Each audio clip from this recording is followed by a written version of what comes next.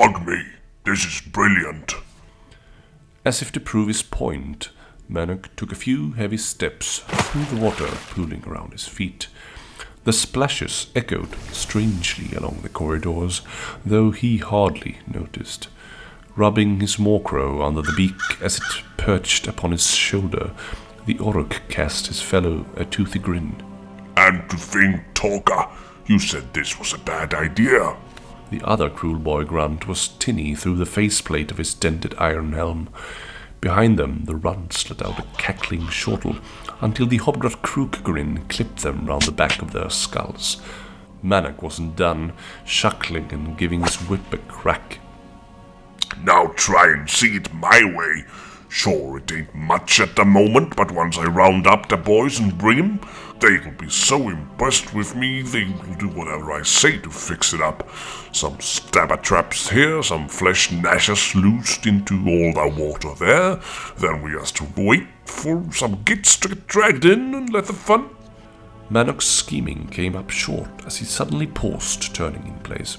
As the following grots clattered into him and squawked terrified apologies, the greenskin's piggish eyes peered into the gloom. He was sure he had heard something down the way they had come, or was that the way they were going?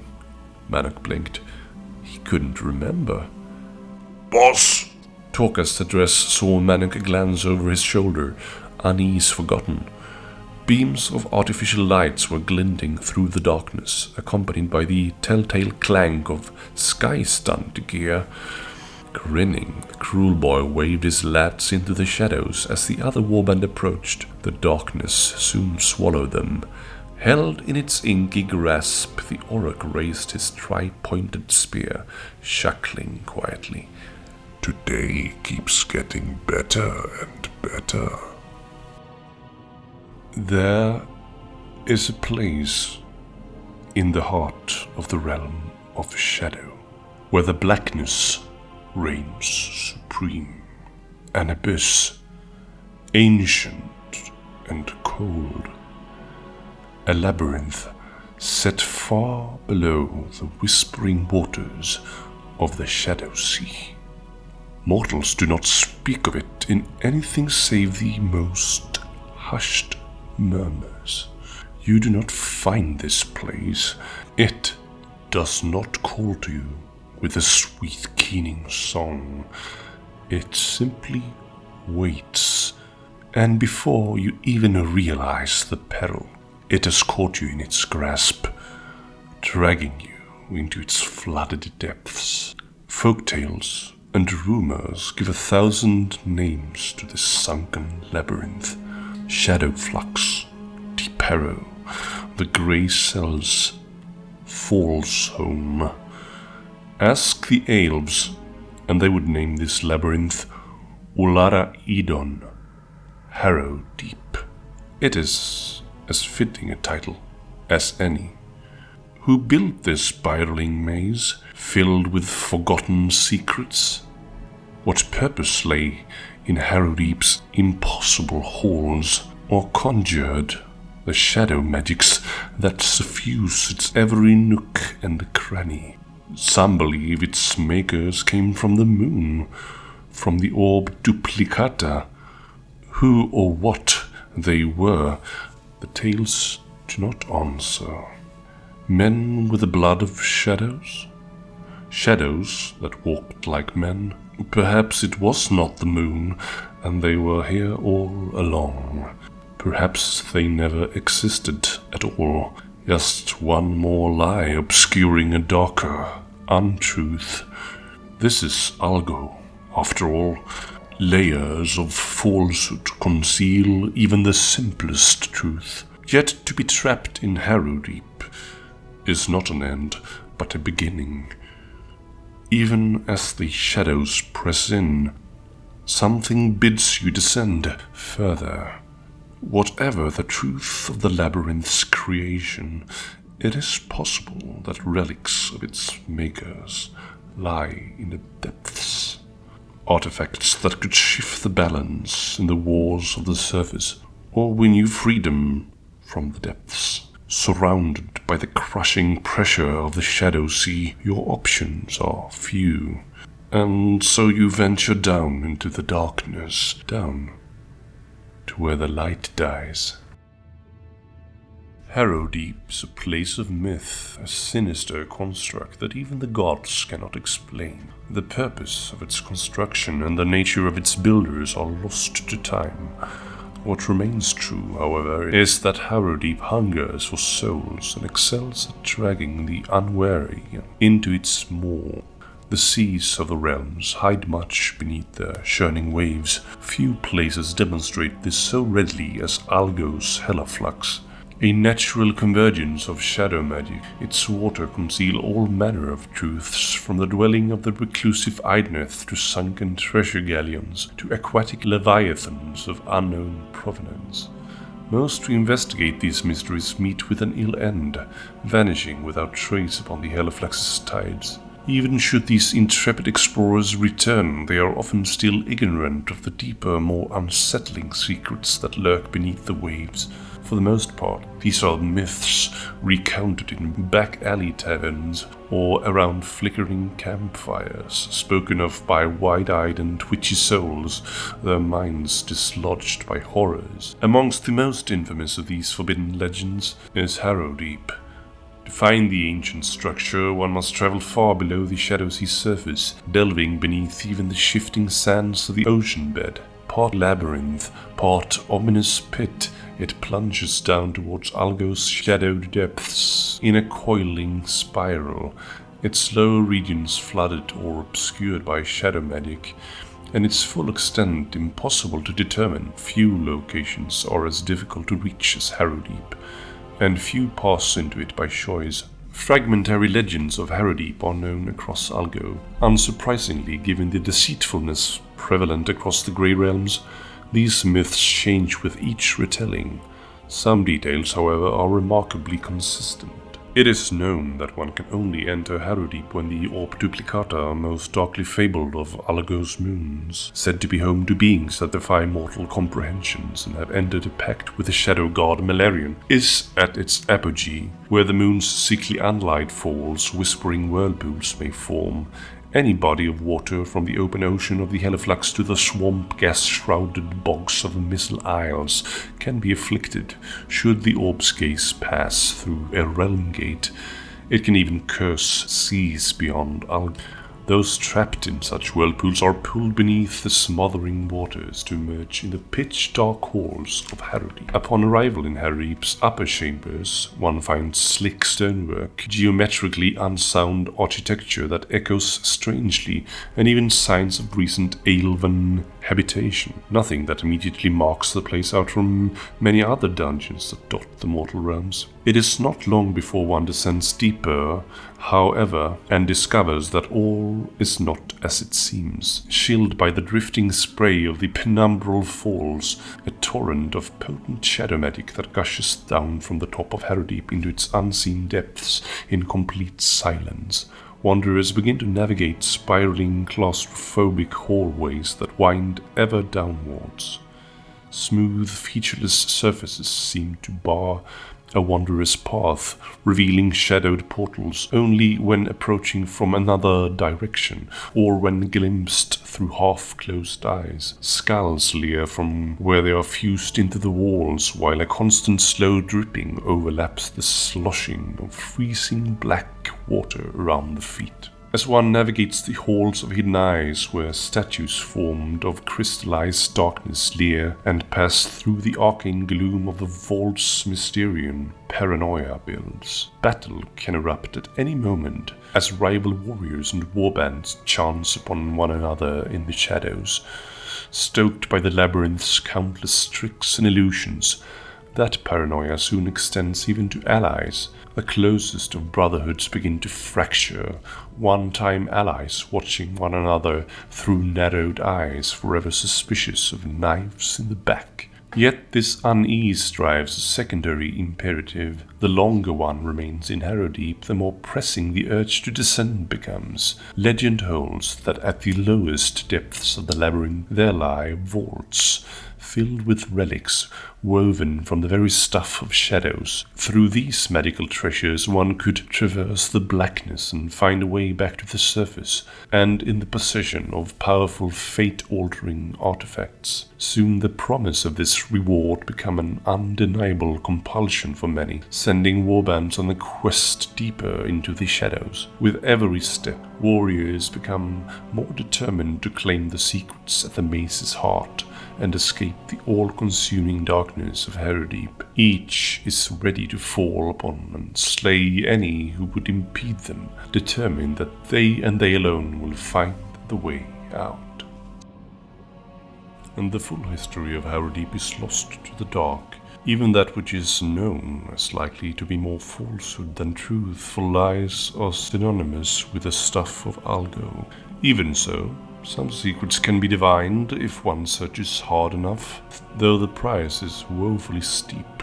The earliest legend of Harrowdeep can be traced to Ur-Ghal's most ancient coastal tribes. Within their oral myths are scattered but repeated mentions of the deeper darkness, an impossible structure that could not be found by any who searched for it, and that descended far beneath the seabed of Ur-Ghal. A little consensus exists regarding whether this labyrinth was intended as a temple, prison, laboratory, or something else entirely. What is constant are the tales of vessels lost under the gaze of orb duplicata, sucked down into what gradually became known as Harrowdeep.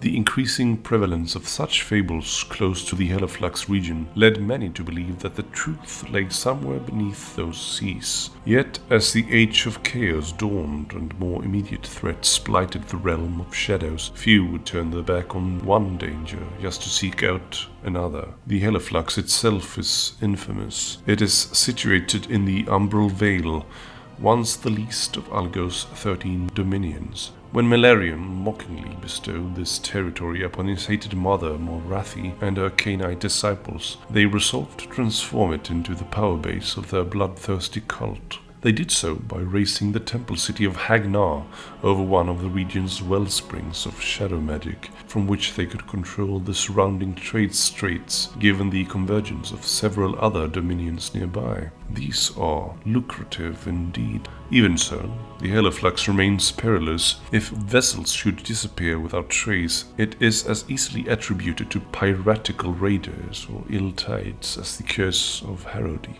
When Harrowdeep was rediscovered, it was almost entirely by accident. The tumultuous era of the Broken Realms was marked by many twists of fate. Few, however, had greater ramifications than Morathi's long-desired ascension to godhood.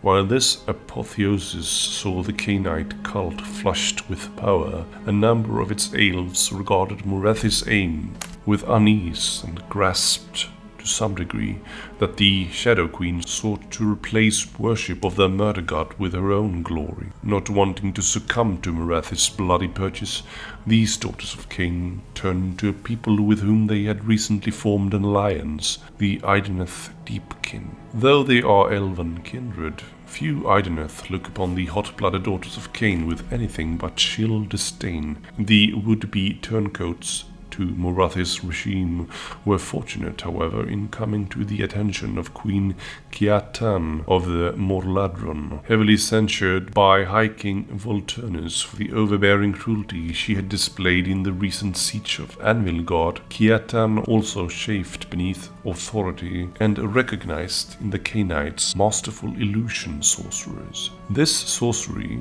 alloyed with the strange magics of the Deep Elves, allowed the two wayward factions to find an enclave on the ocean bed of the heliflux, far from prying eyes and condemning tongues. Kiatan did not explain why she had chosen this location, but such was its natural arcane potential that few cared. Known as Ur-Ghal, the deepest refuge, this stronghold was a place of contrasts. Idoneth coral structures stood alongside iron Khainite altars. This cultural clash inevitably led to tension and more than one skirmish within its halls, but for the most part, order was maintained by a council of hag priests and Kiatan's fellow officers. The queen herself cared little for the administration of her people's new home. Instead, she spent many long hours in study, consulting occult archives smuggled out of Mortladron proper. Few others realized their sanctuary lay but a few feet above Harrowdeep. It was not long before the elves discovered the secret beneath the winding streets. In the great plaza of dusk, a void opened without warning, revealing the silent stair, a spiral path downwards that seemed to slowly hypnotize those who traveled upon it. Descending the first few floors, the elves discovered chambers filled with caches of shade glass and rocky chrysalises that, when broken open, revealed curiously fresh skeletons. Many clutched strange jewels that radiated a fell energy, though not even the most accomplished mystics could divine the purpose. Queen Kiatan became increasingly withdrawn, even by Idoneth standards, though those passing outside her chambers occasionally heard her descending into uncharacteristically fervent and one-sided arguments. As reports of nightmares among Urama Othal's populace grew more intense, an expedition was organized to uncover the true nature of their refuge. Morathi was no fool, and it was not long before her Shadowstalker agents were dispatched to punish the ringleaders of this breakaway faction. Yet what they found as they infiltrated the vaults above Harrowdeep was silence. The elven enclave had been suddenly abandoned. Its halls echoed uncannily, while leaking shadow magics twisted familiar architecture into unsettling forms. The Shadowstalker, perhaps privy to old truths, did not linger. Across Algo, however, whirlpools howled into being with increasing regularity, dragging souls into Harrowdeep. Those entrapped have little choice but to descend the silent stair, accompanied by the rushing waters of the heliflux, feeling all the while that someone or something observes their every move. The katophrane curse, a magical anomaly born of mortal desperation and godly spite, sank its claws into forgotten underworlds throughout the realms. As the balance of power in the cosmos changed, this mystical blight was at last banished, though its sinister ramifications continue to echo through the dark places. It was in Shadespire that the katophrane curse began. During the Age of Myth, the rulers of that metropolis, the katophranes, sought to preserve their souls for eternity. Their solution was the magical material called shadeglass.